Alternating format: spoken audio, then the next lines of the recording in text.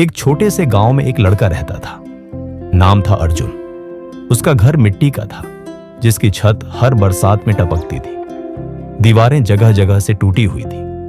बिजली तो सिर्फ नाम की थी और पानी के लिए उन्हें पास के कुएं पर जाना पड़ता था। उसके पिता ईंट भट्टे पर मजदूरी करते थे और मां लंबे समय से बीमार थी। घर में खाने के लाले थे। कभी दाल होती तो चावल नहीं, कभी नमक होता तो रोटी नहीं। लेकिन इन सब कठिनाइयों के बावजूद अर्जुन की आंखों में एक अलग चमक थी, एक ऐसा सपना जो उसके हालात से कहीं बड़ा था। गांव वाले अक्सर उसके पिता से कहते, क्या करेगा तेरा लड़का, गरीब का बच्चा है, मजदूरी ही करेगा। लेकिन अर्जुन हर बार इन बातों को सुनकर और मजबूत बनता गया। वह स्कूल जाता, फटी पुरानी किताबें पढ़ता, दूसरों से मांगकर कॉपी पेन चलाता। उसके पास जूते नहीं थे, लेकिन पढ़ाई के लिए उसका जोश जूतों से कहीं आगे था। एक दिन गांव में एक एनजीओ के लोग आए। उन्होंने गांव के बच्चों से उनके सपनों के बारे में पूछा। सबने कहा, हम किसान बनेंगे, हम ट्रक ड्राइवर बनेंगे। लेकिन जब अर्जुन की बारी आई, उसने कहा, मैं पूरे शहर का मालिक बनूंगा। लोग हंसे, लेकिन वही अर्जुन की पहली जीत थी। उसने खुद पर विश्वास किया था। अर्जुन की जिंदगी में पहला बड़ा झटका तब आया जब एक दिन उसके पिता ईंट भट्टे में हादसे का शिकार हो गए और उनकी मौत हो गई। अर्जुन उस वक्त सिर्फ 11 साल का था। अब पूरे घर की जिम्मेदारी उसी के कंधों पर आ गई। उसने स्कूल जाना बंद कर दिया और काम ढूंढने निकल पड़ा।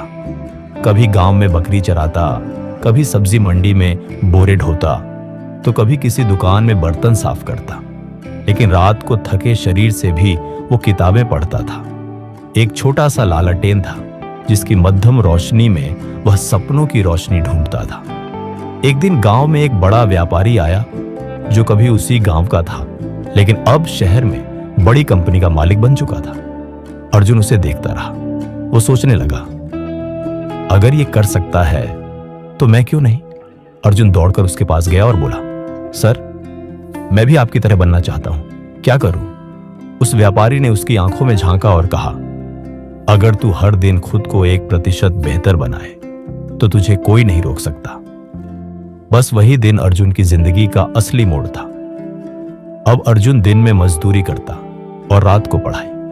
किसी से पुरानी किताबें मांगता तो किसी से पुराने अखबार। धीरे धीरे वह स्कूल में टॉप करने लगा। गांव के लोगों की धारणा बदलने लगी, ये लड़का कुछ बड़ा करेगा। फिर एक दिन जिला स्तर पर एक स्कॉलरशिप का फॉर्म आया। अर्जुन ने भर दिया। फॉर्म में लिखा था, आप इस स्कॉलरशिप के लायक क्यों हैं? उसने लिखा, क्योंकि मेरे पास कुछ नहीं है, इसलिए मुझे सब कुछ बनना है। अर्जुन का चयन हो गया। वह पहली बार शहर आया, पुराने कपड़े, फटा बैग और आंखों में बड़े सपने लेकर। शहर की चकाचौंध के बीच उसका आत्मविश्वास भी उतना ही मजबूत था। लेकिन शहर आसान नहीं था। नए लोग, नए माहौल, भाषा की दिक्कत, पैसे की कमी, हर तरफ मुश्किलें थी। लेकिन अर्जुन ने हार नहीं मानी। दिन में कॉलेज और रात को एक ढाबे में काम करता था।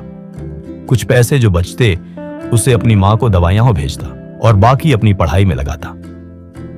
कॉलेज खत्म होते होते अर्जुन के अंदर एक नया सपना पनप चुका था।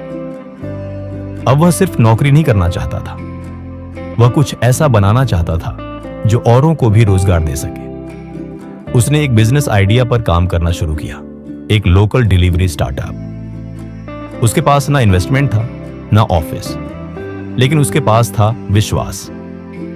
शुरुआत की एक साइकिल से, खुद ही डिलीवरी करता। फिर धीरे धीरे दोस्त जुड़े, एक छोटा ऑफिस मिला, फिर एक वेबसाइट बनी और आज उसकी कंपनी में 500 से ज्यादा लोग काम कर रहे हैं। अब अर्जुन उस छोटे गांव में लौटा जहां से उसका सफर शुरू हुआ था। गांव वाले उसका स्वागत फूल मालाओं से कर रहे थे।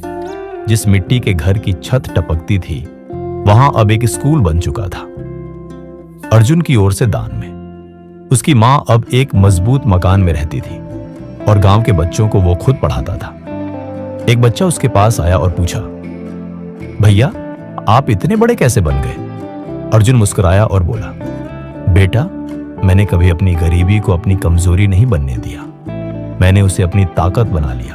आप कहां पैदा हुए यह आपकी जिम्मेदारी नहीं है, लेकिन आप कहां तक पहुंचते हैं ये पूरी तरह आपकी मेहनत, धैर्य और जुनून पर निर्भर करता है।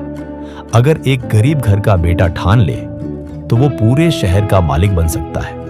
असली पूंजी पैसों में नहीं, आपके सोचने के तरीके में होती है। अगर ये कहानी आपको प्रेरणा देती है तो इस वीडियो को लाइक करें, चैनल को सब्सक्राइब करें और इस मैसेज को उन लोगों तक जरूर पहुंचाएं जो अभी संघर्ष में हैं और जिन्हें आज ये सुनने की सबसे ज्यादा जरूरत है।